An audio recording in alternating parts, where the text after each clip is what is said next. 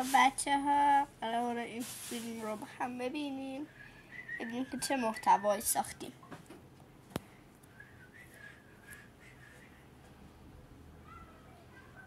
ادای منو دریاری. بله عزیزم.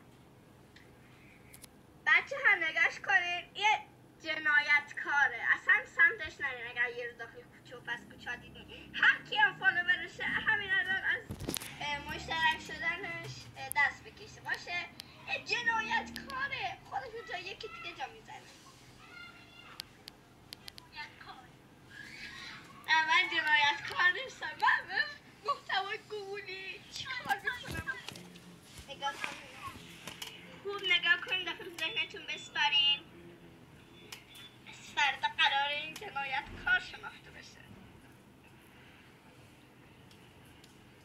آشی پخت